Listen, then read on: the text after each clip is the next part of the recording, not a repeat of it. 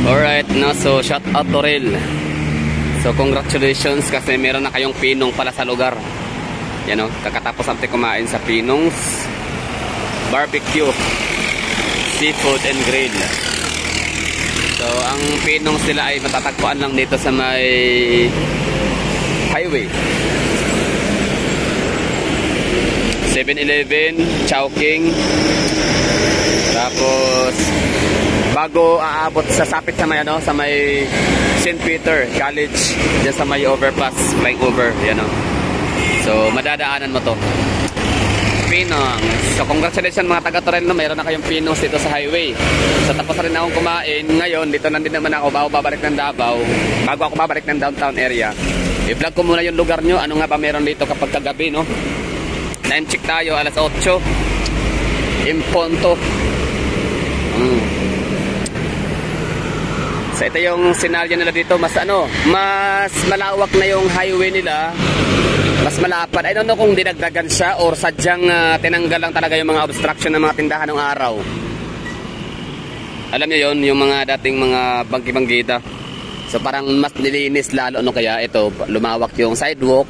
Tapos merong pang bicycle lanes or motor, no? Pang single motor lanes. Kaya mas ano, parang lumawak, kumaliwalas na siyang tignan. Tapos may mga bagong establishment na, no? Tapos syempre yung mga establishment dito, hindi sila pwedeng establishment tapos gagawing paradahan yung ano, highway, no? So sa ibang lugar kasi meron akong napupuntahan, no, buong Pilipinas, hindi ko na i-mention kung saan, basta marami na establishment. Tapos yung kanilang ano, mga tawag nito, kliyente, no, dito sila paparada, naka-hazard lang sa highway. So dito sa Torel na to area, kahit pa sabihin nating barangay na lang siya or I mean district, malayo na sa downtown area, sa proper ng Davao City. Pero yung kanilang mga establishment, oh, diba? For example, 7-Eleven, New Cash, yung LBC, yung kinainan nating Pinong's. Oh, pero meron pa rin isa, oh, yan, oh. So ang galing ko sino man yan, oh. So sana all. Bawal yan, di ba? And sige, pwede siguro matuyan kung matsempuhan. Pero in fairness, no, so lahat ng mga establishment yan na ito, may mga ano sila, may mga kanya-kanyang paradahan, parking space talaga. Para hindi maka-obstruct ang ano, hindi obstruction yung kanang magiging customer. Lakad lang tayo dito. Ito yung way papuntang ano, di ba? Vallis Beach Resort. Sikat ang Torel sa Beach Resort.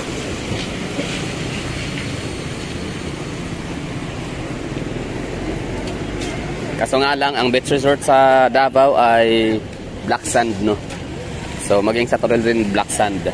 Merong magandang beach resort sa Davao na hindi siya black sand, white sand, kita paano, no, maputi yung kanyang buhangin, Dalampasigan Seashore sa may Punta Dumalag.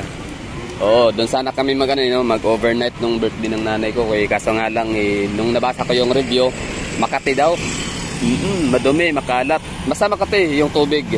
Hindi daw siya talaga deserve para sa 250 na entrance per head.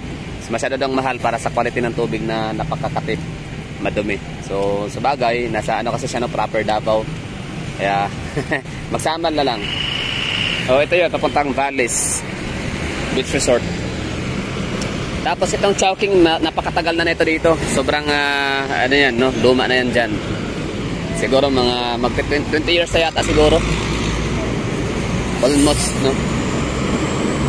Kasi ito naman yung daan papuntang ano yan, shortcut papuntang Susana Homes sa Maypuan, Lorenzo. Diretso, tapos dyan din kami dumadaan papuntang Molig. Molig, Torel, tapos shortcut papuntang Masakalinan, diretso. Kalimutan ko na yung mga barabarangay, no, ng pagkasunod-sunod.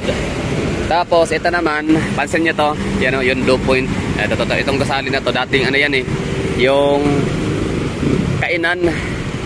Ito yun, oh, sirira na, yan, oh, yan, oh. Yan. Tipsy. Basta ano yan, kainan yan, second floor. Dos Andanas yan, barbecuehan, lechon, balbakwa, katungan ano pa. Basta kainan yan dyan, nawala na siya. Oh, tinanggal na, no, napaglumaan. baka hindi na siya nag-renew ng kanyang ano bang rason bakit nangawala yung mga lumang mga establishments, no? For example, kung renters lang siya nung araw, baka hindi na siya pinag-renew, no? Natapos na yung kanyang kontrata like 25 years or 10 years. Tapos hindi na siya pinayagan na pa-renew pa yung may-ari ng lupa. Kaya yan, tinanggal na siya. Tapos pinatan na ngayon ng bago yan, opening zone, Do Point, Bismarck, Samsung, LG La Germania. So parang siya, no? Appliance center. Dati dito, ito yung paradahan ng mga oso-oso, ngayon wala na. Ano ba to? Rasay, no? Rasay Street ba to dito? Wala, limot ko na, di ko na masyadong alaala. Yung kalye, basta dyan yun. Yan, no? Pilahan yun ng mga oso-oso. Tsaka ang galing kasi mayroon na talaga siyang sidewalk. Dati wala naman tong sidewalk, ano to eh, babato to dito. Rough road.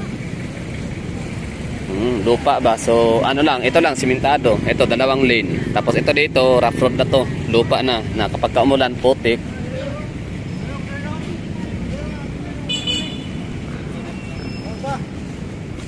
Tapos marami pa namang mga estudyante na mga nurse, mga nursing student, no. So syempre all white 'yan. Pati sapatos nila all white. So minsan kapag malakas yung ulan, napapansin sila dati na binabalot yung kailang sapatos ng plastic para hindi sila mabasa sa putik. O, diba ngayon simentado na talaga, konkreto na yung daan lahat. Wala ka na makikitang lupa maliban dito. So may sidewalk na talaga siya, elevated. So ibig sabihin ilalim nito ay creek yan, malaki. Diba? Angel's Burger. Taxi na siya, taxi paradahan. Pero hindi naman talaga to paradahan siguro kapag kaaraw. Feeling ko hindi. Ngayon lang kasi gabi na, no? Wala nang bawal or wala nang nanguhuli. Massage, Taiburan. Di ko alam kung pwede pa dumaan dito papuntang District Hall. Kasi may daanan to dito dati.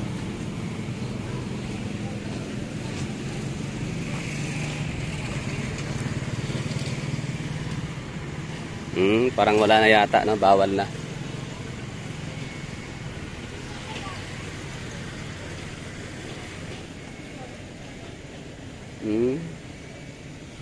Veterans Hall.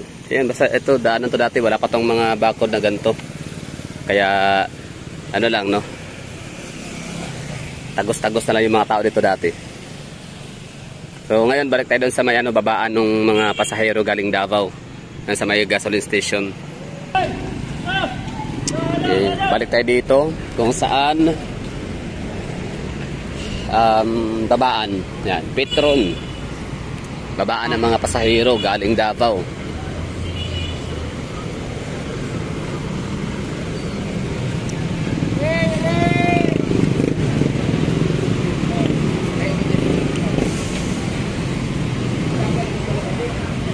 Diyan yan, no? Diyan kami bababa kanina. Tapos yung mga bumababa dyan, hahanap dyan. Pupunta yan sila sa kanya-kanyang terminal na mga tricyclean. Papunta sa kanya-kanyang mga lugar, no? Papuntang Babiisa, Cristina, Inawayan, papuntang Mulig, Bato, Daliao, Alambre, Tongkalan, saan ba? Eden, papuntang Sirawan, nabanggit ka na ba? Daliao, di ba? San Roque. Ngayon may sarado na to, dati wala, open na yan. Open pala siya, 24 hours health center, birthing home, open 24 hours. Torel Health Center, birthing home. Ayos parang siya, city government, no? Nice one. So city government mo Davao, so Torel Health Center. So meron silang sariling dito, government owned na health center, birthing home. Very good. Pero ang pinaka-leading talaga na lying in dito sa Davao ay Well Family.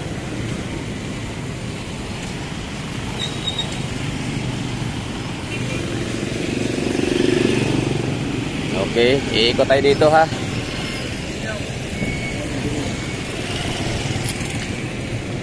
Magiging mahabang vlog. Kasi iikotin natin. Oo, walang cut. I mean, walang edits. Tuloy-tuloy lang, no? Play, pause, play, pause. May mga barbecue, kainan. Buy one take one. O, dito naman may Korean grocery. Wala yan dati. Korean grocery, GK Mini Mart, Dental Clinic, and P Donuts by Panadero. O, kumakaway si kuya. Hashmira. O, accessories, matagal na yan sila dyan, no? Hindi talaga sila nawala. Hindi sila nilipat or hindi sila nagsilipatan ng pwesto.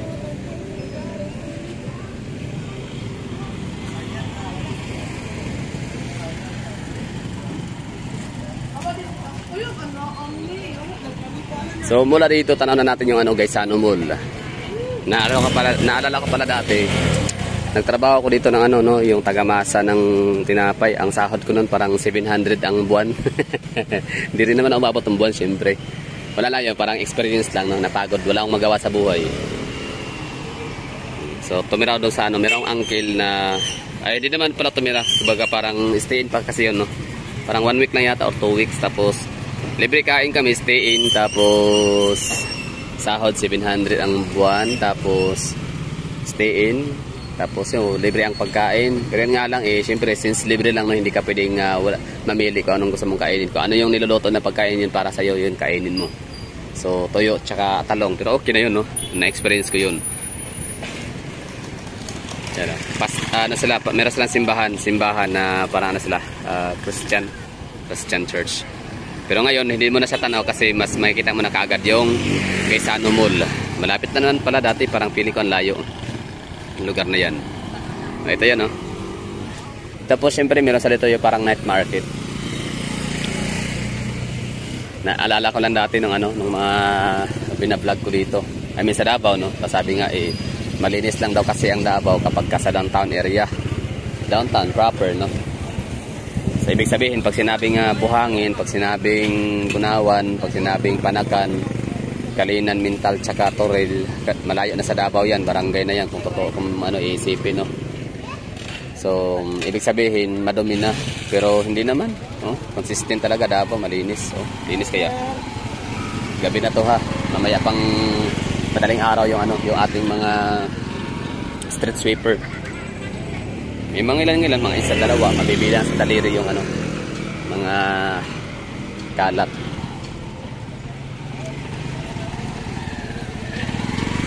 Tapos dati, 2006 yun, may mga nagrarayot pa dito dati. Siyempre kapag kagabi, sarado ang palengke ng Toril. Pero, I mean, wala na natitinda, pero may pa, hindi pa yung sinasarado, no? Wala pang bantay, kaya may mga nagrarayot pa. Kaya dati kapag ka nagiinuman dito dati, nalasing ka, o di kaya wag kang magpakalasing, no? Magtitira ka talaga ng ng para konti, no? Para sa iyong diwa. O kasi pag lango ka talaga sa alat dito, pwede kang mapagtripan. So yun, patay kang bata ka. Balikan ko lang. So yung kasama ko dati sa inuman, si George. Oo, taga Santa Cruz yata yung si George. Tapos driver naman yung kanyang in-applyan dati sa amo namin, kaso hindi siya tinanggap. Parang pinaantay lang muna siya. So ang driver naging masahista ng ng harina.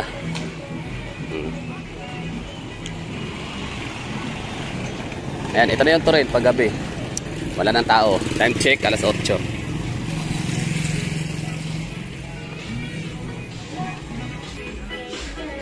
Tahimik na, wala nang mga nagtitinda. Siyempre, wala nang namimili.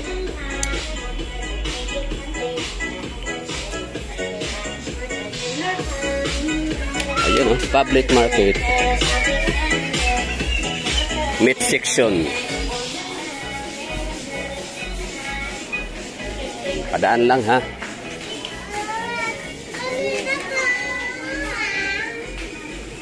Oh? Malinis. Oo. Walang masangsang talaga na amoy na alam mo yun, parang isang taon walang linis. Wala, linis, ha. Payapa.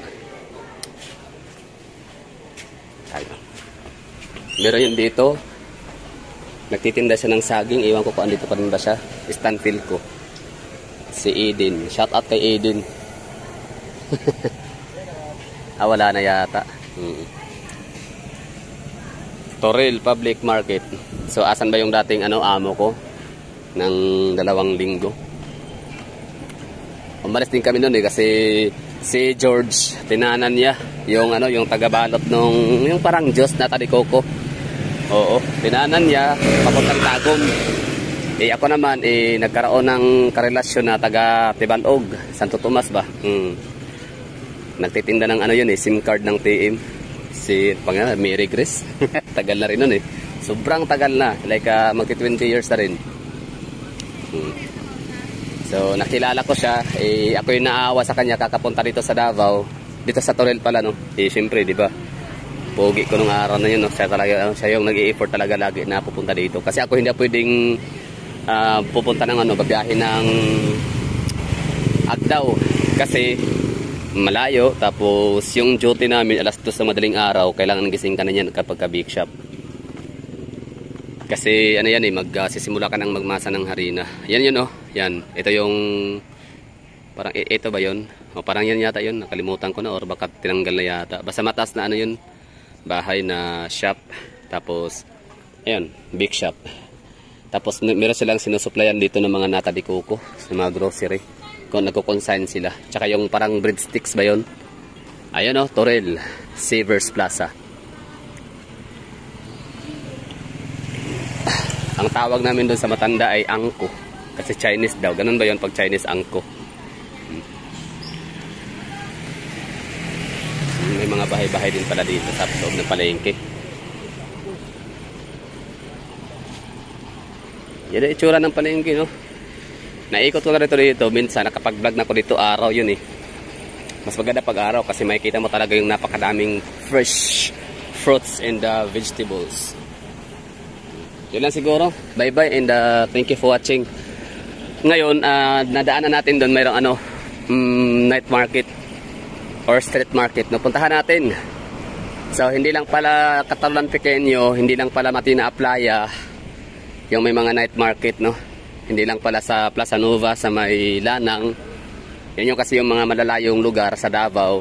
Kaya meron silang kanya-kanyang mga night market din. Siyempre, gusto mo lang kumain ng mga barbecue. Gusto mo rin may experience yung Rojas Night Market, kaso ang layo, Toril, di ba naman, di ba? So, sila na mismo rito. Nagtayo na sila na sarili nilang night market.